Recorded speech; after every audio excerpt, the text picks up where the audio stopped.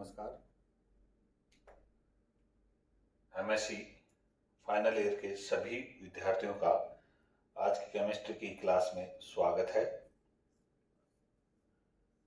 Photo chemistry चल रही है और आज का टॉपिक है हमारा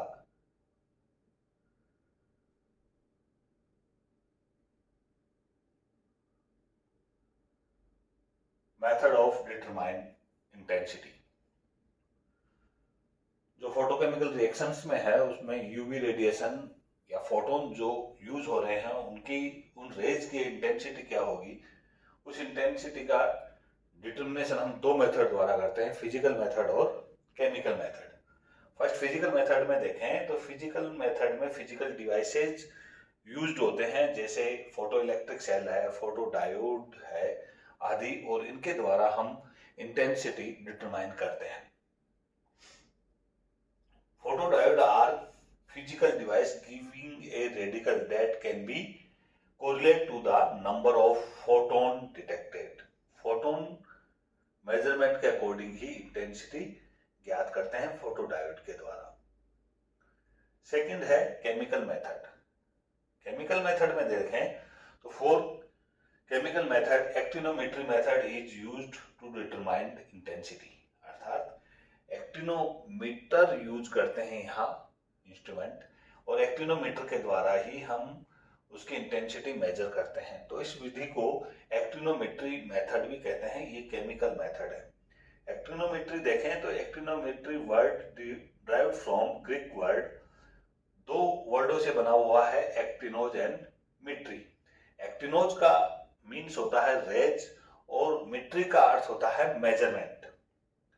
It is a device to measure intensity of radiant energy। क्या है? ये एक डिवाइस है जो कि रेडिएंट एनर्जी की इंटेंसिटी को मेजर करता है। Actinometry is a technique to determine the intensity of absorb light with the help of photochemical product which produce in the reaction of photochemical reactions. These reactants are known as actinometers. For example, the solution of ferrioxylate has a used chemical actinometer. Other example malachite green, rinky salt और diamino tetra thiocyaneto chromate third, ये सभी salts हैं, वो एक्टिनोमीटर्स के रूप में use होते हैं। अगला टॉपिक है photochemistry of carbonyl compound. First of all Norris के द्वारा ही डिस्क्राइब की गई ये photochemistry of carbonyl compound. Carbonyl compound की फोटोकेमिस्ट्री का अध्ययन है वो नॉरिस के कारण ही किया गया। इन रिएक्शंस को हम नॉरिस रिएक्शंस भी कहते हैं, और ये दो प्रकार की होती है, नॉरिस फर्स्ट और नॉरिस सेकंड। नॉरिस फर्स्ट में देखें तो नॉरिस फर्स्ट रिएक्शन जो है उसमें alpha cleavage of carbonyl compound, carbonyl compound का सदैव ही अल्फा क्लीवेज होता है, वो भी होमोलाइटिक अल्फा क्लीवेज होता है, और उसमें दो प्रकार के इंटरमीडिएट रेडिकल्स बनते हैं, एक एसिल रेडिकल और एक एल्किल रेडिकल। ये अल्फा पोजीशंस है, इसमें होमोलाइटिक क्लीवेज होगा फोटोन की उपस्थिति में, रेडिएशन की उपस्थिति में या यूवी रेडिएशन की उपस्थिति में, तो एसिल और एल्किल रेडिकल इंटरमीडिएट बनते हैं। तो ये जो नॉरिस टाइप फर्स्ट रिएक्शन है वो वेपर फेज है, वेपर फेज में ज्यादा एफिशिएंट होती है, अर्थात आसानी से संपन्न होती है। साथ ही इसमें दोनों ट्रिपलेट और सिंगलेट दोनों प्रवस्थाएं भाग लेती हैं, और रिएक्शन इंटरमीडिएट के रूप में मैंने बता दिया एसिल और एल्किल फ्री रेडिकल बनते हैं।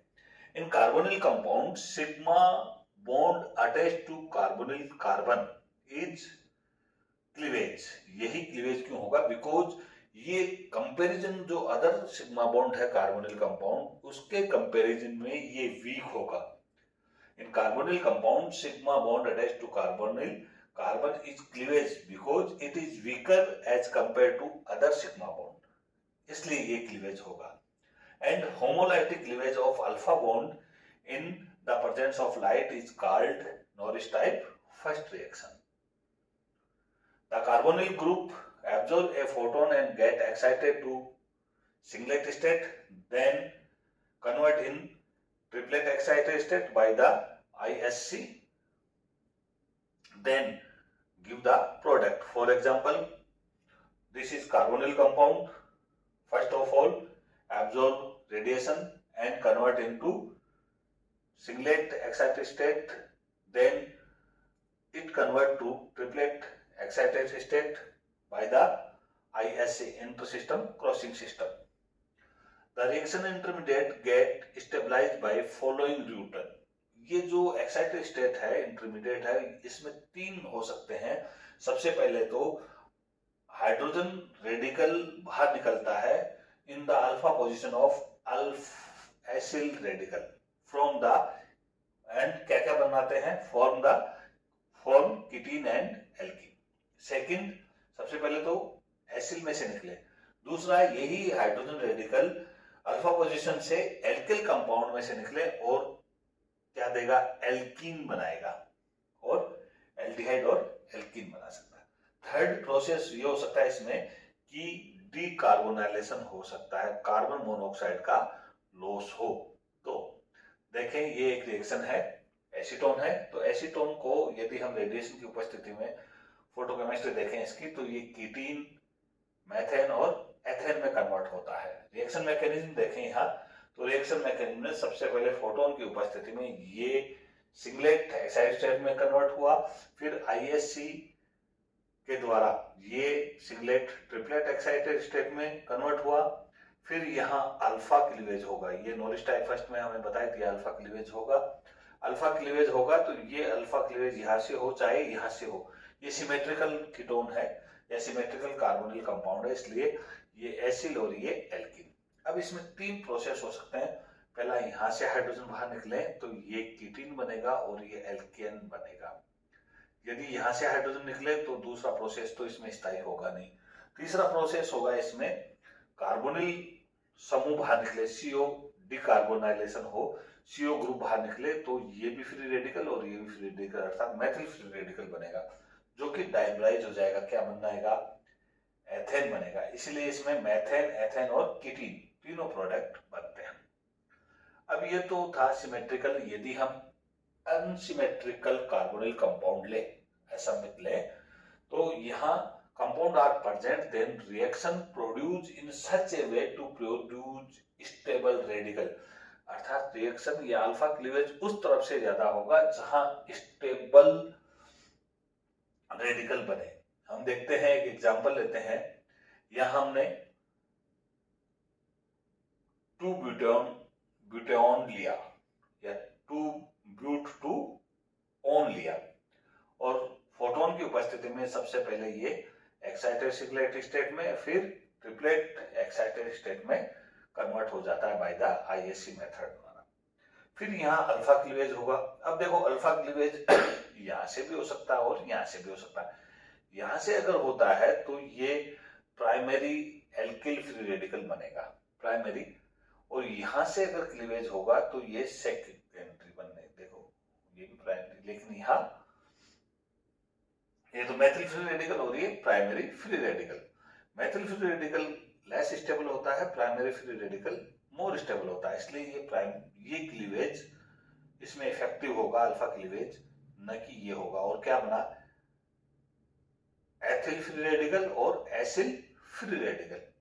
फिर वही तीन प्रोसेस होंगे। सबसे पहले तो होगा एसिल में से हाइड्रोजन एक बाहर निकले, क्या, हाइड्रोजन रेडिकल एब्स्ट्रैक्ट हो, अल्फा पोजीशन यही है, तो यहाँ से जब H बाहर निकलेगा वो इससे जुड़ जाएगा, ये तो कन्वर्ट हो जाएगा एथेन में और ये बनेगा कीटीन।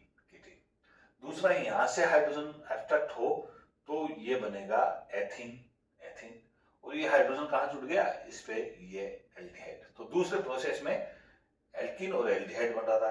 तीसरे में एल्केन बनेगा, यहाँ इससे कार्बोनिल समूह बाहर निकलेगा, डीकार्बोनाइलेशन होगा और ये मेथिल रेडिकल बनेगा जिसका डाइमराइज हो जाएगा और ये इसके साथ जुड़ेगा और एल्कीन बनेगा। इस प्रकार तीन रूट है इसके। तो देखें, यदि किसी भी कार्बोनिल कंपाउंड में स्ट्रेन उपस्थित है, तनाव उपस्थित है, या वो अनसैचुरेटेड है, असंतृप्त है, तो उसमें डीकार्बोनाइलेशन ज्यादा होगा।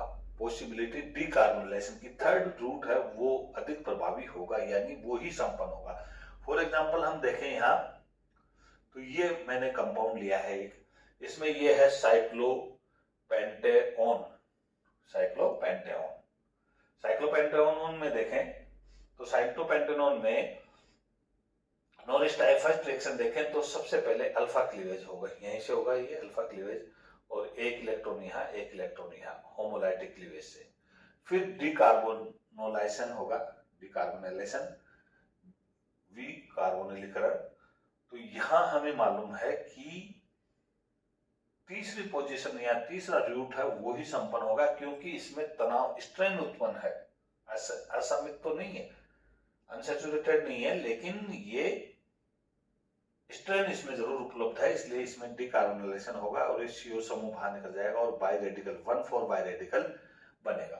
1,4 बाई रेडिकल से साइक्लाइजेशन होगा, या तो साइक्लोब्यूटेन बनेगा या होमोलाइटिक क्लीवेज अगर हो यहां से ये बन टूटे तो एल्कीन बनेगा, एथिन, 2 रेडिकल एथिन के। इस प्रकार नॉरिस टाइप फर्स्ट रिएक्शन में हम देखते हैं कि यहाँ यदि कोई भी कार्बन कंपाउंड जो अनसैचुरेटेड है या उसमें तनाव उत्पन्न है, स्ट्रेन उपस्थित है, तो वहां विकार्बोनिलीकरण, डीकार्बोनाइलेशन संपन्न होगा। और जो दो प्रोसेस है, extract of hydrogen radical from acyl और एल्किल, दोनों संपन्न नहीं होंगे। धन्यवाद। आज की क्लास में इतना ही। पहले भी हमने नॉरिस टाइप के फर्स्ट के कई एग्जांपल्स ले चुके हैं। Thank you. इसकी PDF आपको उपलब्ध करवाई जा चुकी है।